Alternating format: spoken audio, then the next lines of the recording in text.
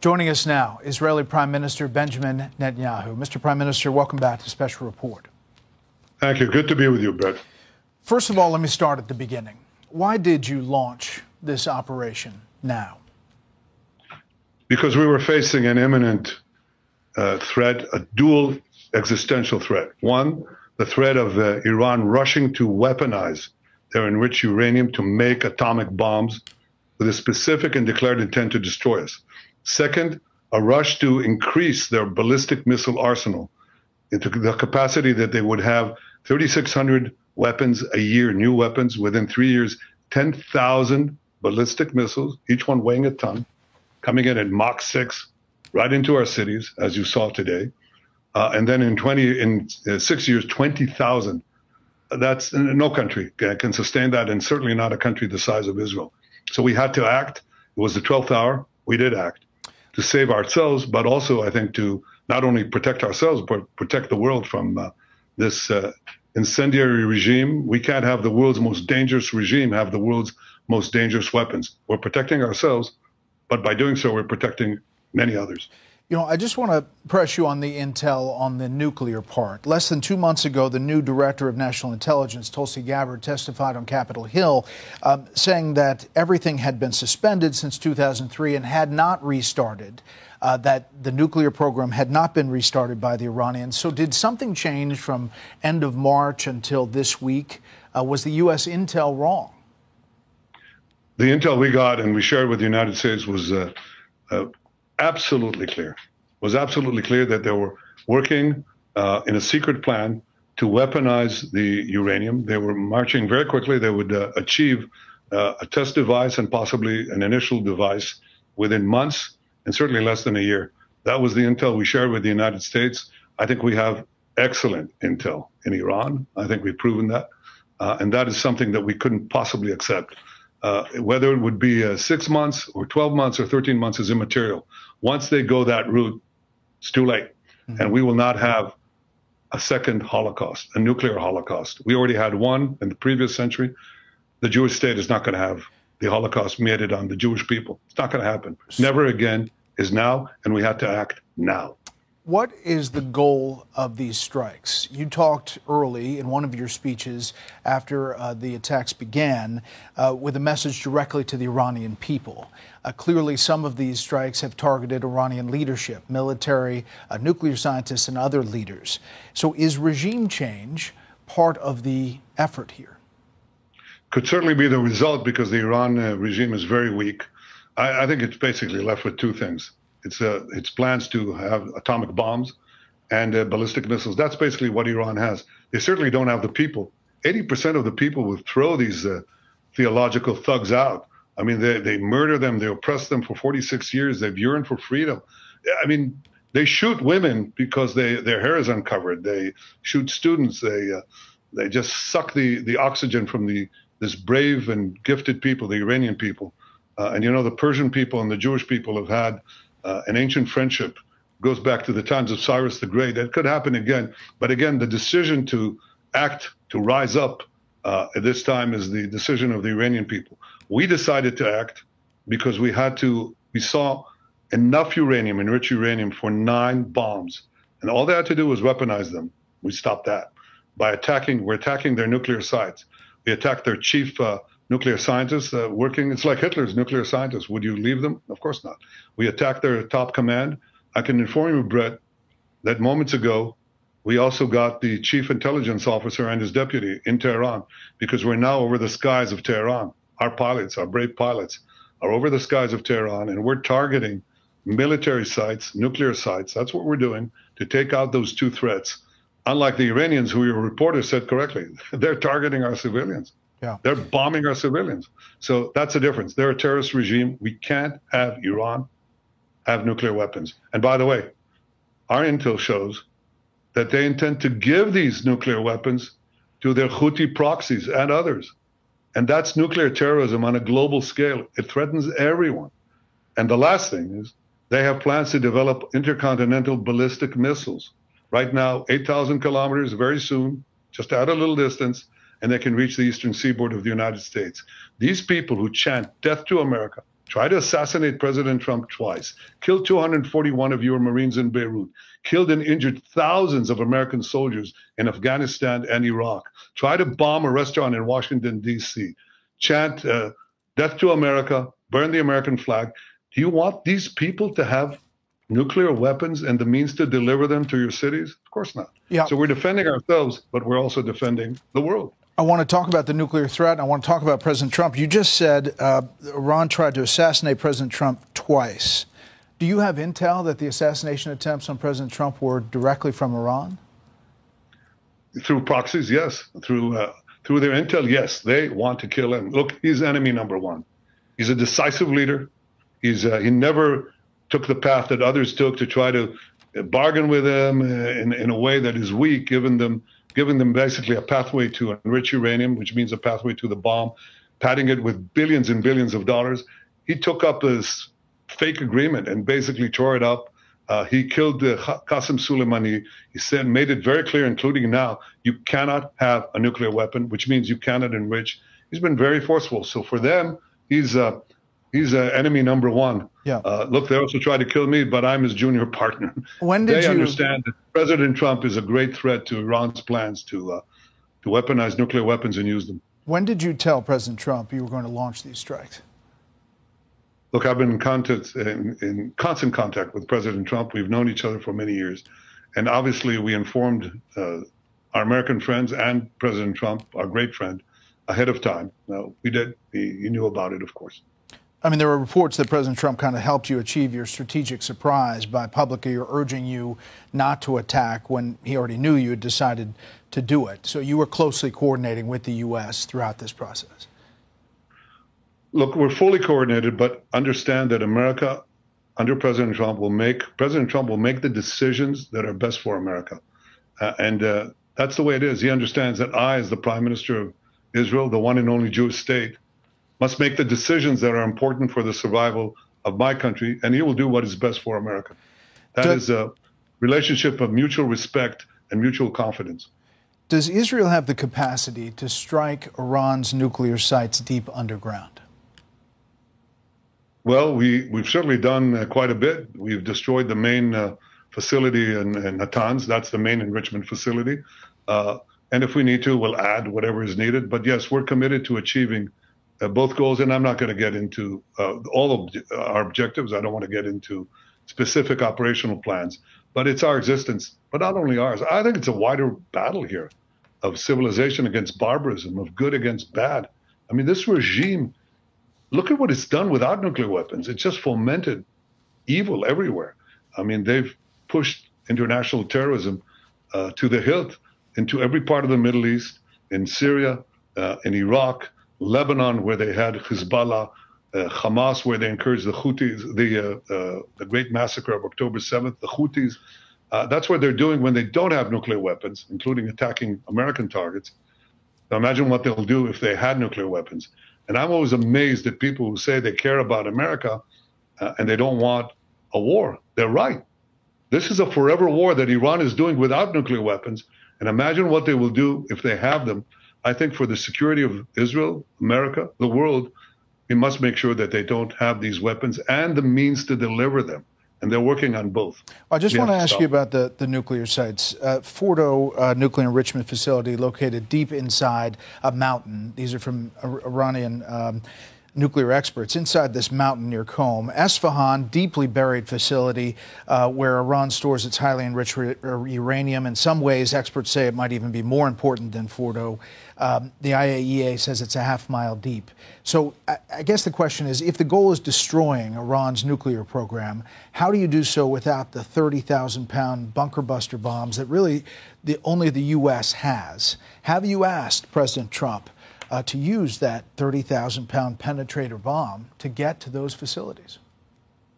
I'm not going to get into my discussions with the president, but understand that his decisions are his decisions. As for these targets, we've destroyed in Isfahan the conversion facility they had. That's a very important facility that without which you can't really build a weapon. That's gone. There are other plans that we have. I won't get into it. I think Israel has shown that it has well, how shall I say, we're the innovation nation, we're called that, startup nation. So we have quite a few startups and quite a few rabbits up our sleeve, and I don't think that I should get into that. Okay. Well, I mean, are you getting everything from the U.S. that you've asked for? Is there something that you've asked for that you're not getting? What I'll say is that I deeply appreciate President Trump's decision to help in the defense of Israel. American pilots are shooting down drones that are headed towards Israel, as do our pilots. American THAAD missile batteries are helping defend Tel Aviv and greater Tel Aviv area.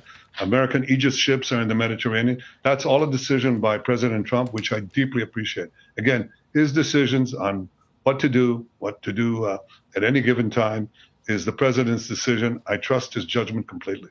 Do you have any estimate on how much you have set back Iran's nuclear program? I think we've set them back quite a bit. I think they were completely surprised. And, you know, surprise is a great element of success. Remember the pagers? Remember Nasrallah? That's part of breaking up the Iranian axis. And we achieved that with surprise. And I think we achieved a great surprise the other day when we started. You know, we could wait and wait and wait. They'd string along the negotiations. We gave them a chance. I gave them a chance. But it was clear they were not serious about it. It became clear, I think, to the United States as well, because the president was very clear. He said, you can't have nuclear weapons. And in order not to have nuclear weapons, you can't enrich uranium. And they basically strung everybody along, and it was clear to us it was going nowhere. I could wait and wait and wait until they officially declared that the talks were off, or they, you know, and we'd officially declare that we're going to attack them. That's not how I conduct wars, and it's not how Israel conducts wars. So we're, you know, we're geared to do whatever is necessary to achieve our dual aim, to remove two existential threats, the nuclear threat and the ballistic missile threat. And we're doing that as we speak now in Tehran, but we're not bombing the population. We're telling the population, leave. So when we hit the targets embedded in civilian areas, you won't be hurt. And there's now mass migration from Tehran right now. That's what's happening. So because we're giving them forewarning. Mr. Prime Minister, what proportion of Iranian air defenses do you think you've taken out? Back in October, the air defenses were really decimated. Now you say you have kind of control of the skies as you're picking these targets, yet these missiles and drones are still coming your way as they attack, as you point out, civilian areas inside Israel. Well, you're right. First of all, we're doing a lot to prevent a lot of them from coming in, but it's not hermetic. You're quite right. But when I say we have control of the skies, you correctly said that they had a very dense anti-aircraft batteries between the western border of Iran and Tehran, and basically our incredible, there's no other word to describe it, our incredible intel guys and the Mossad, they did wonderful work to peel off the layers of protection that they had, and our pilots took them out. And so we have a free highway to Tehran, and we can now pick off the targets that we need in Tehran and other places without having our planes shot down. And so far, none of them have been shot down. And I hope that continues. But we are absolutely resolute to remove this threat. This is what you have to do when you stand at the brink of catastrophe. And I think it's not just our test. You know, Churchill talked about the slumber of democracies. He said that democracies tend to sleep until the jarring gong of danger wakes them up. Well, sometimes it might not wake them up. Certainly, we didn't need a wake-up gong. I've been talking about the Iranian threat for 40 years. 3 years, I think, 4 years after the Iranian regime, the Ayatollah regime, hijacked Iran and the people of Iran. I said the greatest threat facing Israel and potentially the world is this regime that will try to arm itself with nuclear weapons. And I've devoted a considerable part of my life, in fact, most of my life, to preventing that. And when the gong of danger sounds, and you know it's the last moment, it's the 12th hour, you've got to act. That's what responsible leaders do. And what I seek is that the entire world will do what President Trump is doing. He's standing up for good against evil. He's standing up for the right against the wrong. He's standing up for good against bad. And I think that's very admirable. I salute you for it, President Trump. The president's also, however, Mr. Prime Minister, calling for Iran to get back to the table, to the negotiating table. You don't seem to be saying that that's worth it. How does this end? Well, in fact, I said it is worth it if they'll do what the president wants, and that is eliminate their enrichment capacity. You know, that's a lot better than my country, my forces, my brave pilots having to do it. It's much better than our Mossad operatives on the ground having to do it. But if they don't do it, and they certainly didn't want to do it, it became very clear, we had to act. We don't wait until we have a nuclear holocaust. That's not going to happen again. So how does it end? Well, it'll end when we remove those capacities, and we will. You stop short of killing Iran's civilian leaders, just military commanders, I mentioned, nuclear scientists, but not the supreme leader, Khamenei. There is a Reuters report just moving saying that President Trump in the last couple of days vetoed an Israeli plan to kill Iran's supreme leader, according to 2 U.S. officials. Is that true? Actually, there's so many false reports of conversations that never happened, and I'm not going to get into that, but I can tell you, I think that we do what we need to do. We'll do what we need to do. And I think the United States knows what is good for the United States. And I'm just not going to get it. Okay. That. The Iran foreign minister today told reporters this: if Israel stops attacks on Iran, quote, our responses will stop. The attack on Iran in the midst of nuclear talks clearly demonstrates the Israeli regime's opposition to any form of negotiation. Of the canceled talks that were intended to take place today, he said Iran would have presented a counterproposal that, quote, could have opened doors for an all-out agreement with the Americans. So, again, the foreign minister saying, if you stop, they will stop. What's your response to that? Well, first of all, it's hogwash. While they were negotiating, the Ayatollah himself, Khamenei, tweeted again and again, death to Israel. Israel must be destroyed. So some good faith there, right? Aside from that, they had bad faith because they were cheating, and we saw it in our intel. It was very clear.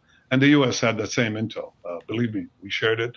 We share that intelligence. One of the great things of our unprecedented cooperation that has happened under President Trump is that we share every bit of information. So number one, he's lying. That's not new. Iran lies all the time. They cheat. But the second point is that they say, okay, we'll stop if you stop. Stop what?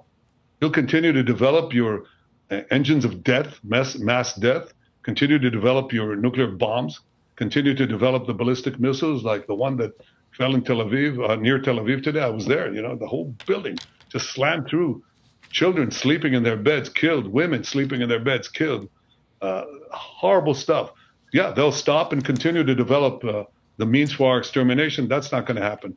So obviously, that's not said in good faith.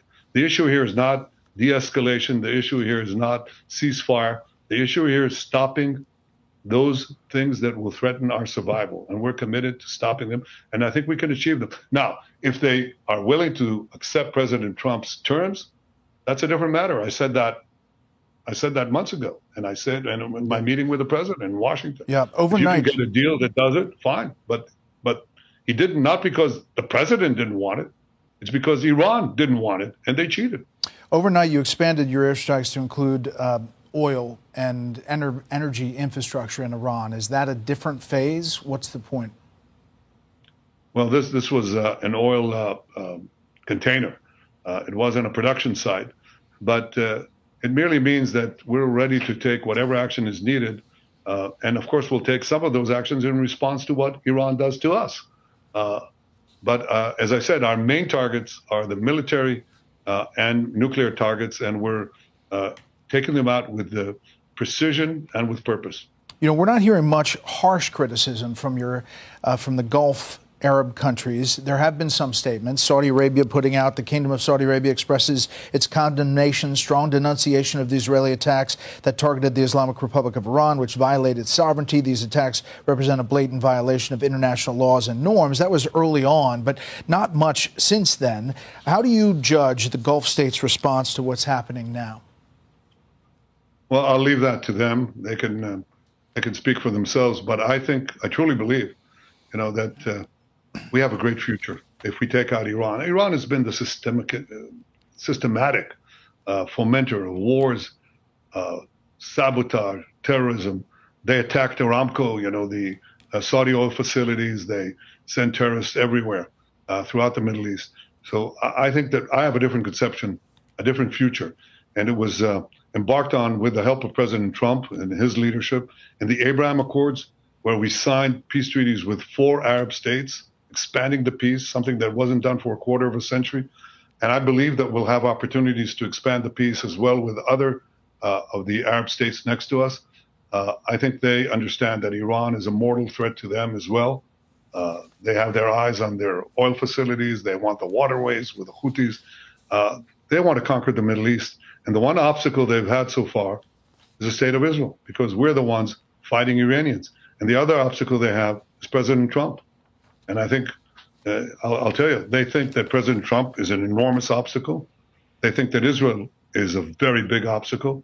And they're out to get us both. In fact, they tried to kill me too. They fired a missile into my bedroom window. They missed. Wow. The Saudi Crown Prince, as you remember, in September of 23, told me he was getting closer every day to recognizing Israel and normalization. The very next day, you repeated that to me. Take a listen. Reports that you had suspended talks. No, that's not true. Not true. So you think, if you were to characterize it, are you close? Every day we get closer. I know you heard those words from the Saudi Crown Prince. What was your response? Well, I was delighted to hear what he had to say, and to borrow a phrase, I think we're getting closer to peace every day that passes. Obviously, October 7th was just a few days later. Can you get back to that moment, pre-October 7th? I think what you heard was correct. One of the possible reasons for the timing of Hamas's attack, and remember, Hamas is one of Iran's terror proxies. One of the reasons that they may have brought up the attack and not even coordinated it with others as they were supposed to do is perhaps that they were afraid that the words of the Saudi Crown Prince and my own words were about to materialize. But they will materialize one day, I'm sure of it. And that day will be a lot sooner once we get rid of this mortal threat that Iran poses not only to Israel, but to our Arab neighbors, to Europe, to the United States, to many others. Last thing, Mr. Prime Minister, I'd be remiss if I didn't ask about the situation in Gaza. One of the reasons it's not moving forward, the normalization, is because of how that's happening. Understand that you put the onus on Hamas for everything that's happening there. But as of now, you know, we take the Gaza Health Ministry for what it is. They say the death is 55,000. The United Nations puts it at that number as well, but they're citing the Gaza Health Ministry and women and children making up half of the dead. Is there an Israeli estimate as far as the death in Gaza since the start of that operation? Well, the ratio of civilian combatants to non-combatants is about 1-to-1, which is unheard of in such a dense urban environment. And that's happening because we're telling the population leave, and Hamas at gunpoint, and sometimes shooting them, saying stay in the war zone. That's why you have, or had, a lot of civilian casualties. That is decreased, and happily, because we're doing everything in our power to separate combatants from non-combatants. The reason this war has been going on for so long is, well, one primary reason is the hostages. They've taken hostages. Remember, this is the regime that took Americans hostage. There's That's how they began. 53 captives, less than half of them believed to be alive. Is that fair? 20 are alive. The rest, unfortunately, are not alive. But, you know, we started out with, we've already brought back 202 hostages, most of them alive. Some people believed in the beginning of the war, in fact, the most senior military people, they said, you will be lucky if we got one. And I said, no, I don't think so. I think that a combination of military and diplomatic pressure will get us, we can get them out. And I'm committed to getting all of them out. I've said 2 days ago, I've instructed our people to try to resume the negotiations for a ceasefire that would enable us to take Steve Witkoff, the American envoy, has made an offer to begin a 60-day ceasefire in which half of those hostages would be released right away. And I said, yes, we're ready to go. There's been some development there. I hope we are able to do that because I'm committed to getting them out. And I'm committed to getting them out and also to separate the Hamas from controlling the humanitarian aid that we're trying to give the people of Gaza. because they rob it, they steal it, and then they take a good chunk for themselves, and then they hike up the prices and give a pittance to the civilian population. So we have a plan that we devised with the help of American firms to separate the giving of the humanitarian aid to the population from Hamas control. And we're accused of starvation policies and all these other demonizations and vilifications against Israel. Look, we're a democracy fighting an island in a sea of evil, and we're doing what we can to remove this proxy, this Iran terror proxy as well. But the big problem, the big question for Israel, for humanity, for the world, for Israel and the United States is whether we can take away the weapons of mass death from this cult of death that is in Tehran. The tyrants of Tehran will not win. Yeah. We, with God's help, we will win. So just address the critics who say about Gaza that you're trying to make Gaza unlivable in order to push Palestinians out of the territory permanently. When they say that, what's the response? Yeah. Well, because it's another lie. These are incredible lies. I think, first of all, no army in the history of the world has gone to the lengths that Israel has gone to separate combatants from non-combatants using millions of text messages, phone calls, you name it, everything, leaflets even, getting the population out. Otherwise, we'd have an enormous number of civilian deaths. And of course, Israel has that firepower, but we don't use it because that's our moral base. But the other thing is equally that we're not trying to destroy Gaza. We're trying to remove the threat from Gaza. And as far as the choice of people, if they want to leave or not, President Trump has given a brilliant idea. He said, look, Gaza has to be rebuilt. It's been destroyed because every place is booby-trapped. So, the population finally leaves. They overcome the threats by Hamas to shoot them, and they just leave. They tell Hamas, leave our buildings. And they almost get shot by Hamas. But when they leave, they booby-trap everything.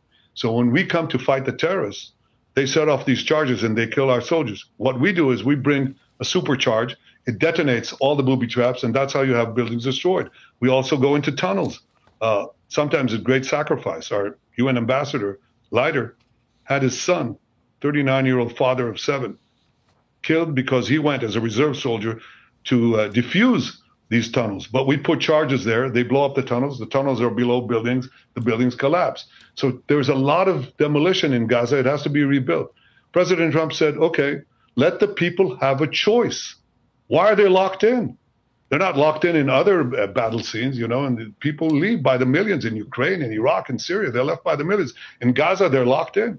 He said, why? Give them a choice. If they want to leave to other locations, help them with a voluntary relocation.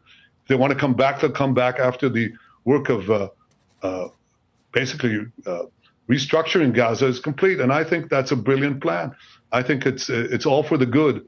It's good for peace. It's good for Israel and the United States. I think it's good for Palestinians. They should be given a choice. Mr. Prime Minister, very last thing. I asked you how long this may last. You said it's up to the Iranians. If you had the opportunity, and you do now, to speak directly to the Supreme Leader and to speak directly to the Iranian people, what are those 2 messages you'll say? Well, the Iranian dictator, really, he's a dictator. He's a tyrant. He has sent us a message calling just about every day for the death of Israel, the destruction of Israel and America, but the death of Israel. So my answer to him is with action, not with words. But to the people of Iran, I say you're great people. You're people of great talent and genius. You have been usurped by this tyranny that has robbed you of hope, has robbed you of a good life. I speak to the Iranian people directly. I don't know if you know this, Brett. I do these videos. I get millions and millions of responses. And they say, Viva Israel, bravo Israel, free us from this tyranny. And I say to them, your hour of freedom is near. Rise up, be free. Mr. Prime Minister, we appreciate your time in the middle of a very dangerous time inside Israel. We should point out you are inside Israel.